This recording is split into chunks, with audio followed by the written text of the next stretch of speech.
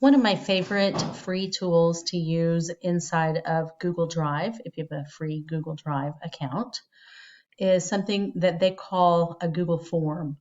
I think of them as a survey. And if you want to create one, you just click on your new button, scroll down to your more, and it's the first option that pops up for me, Google Forms.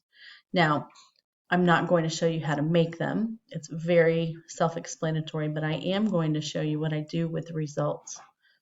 First of all, I use them for attendance in online classes and in face-to-face classes. It's a very helpful and easy way for me to keep track of who shows up. But a lot of times you have people who are working alone and you want to just get a quick idea and see how well they did with some reading.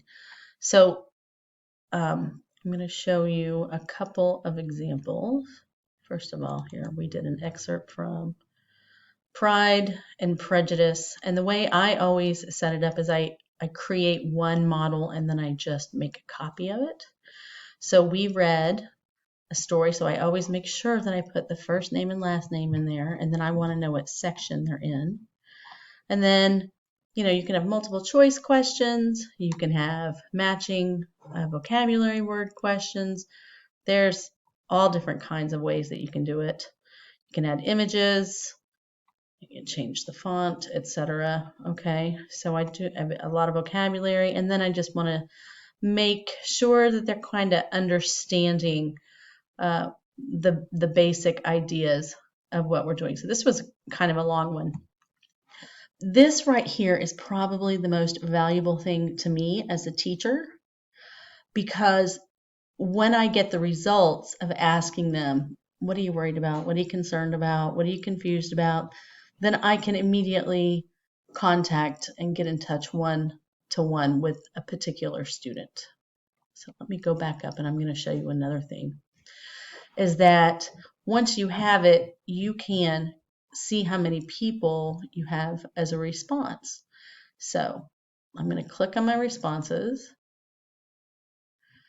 and you can see I made this one a quiz because they like to get points. I don't use those points for anything except for some extra credit at the end of a unit for everyone who participates, but you could if you wanted to.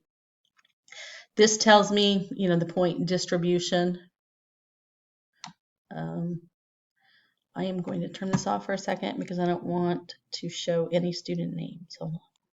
Okay, so I can see how many responded, which section they're in, and then just get a kind of, idea. Hey, yeah, 81% understood that and they got it correctly. Ooh, I got only 84 on this vocabulary word, and you can go through all your different words down here.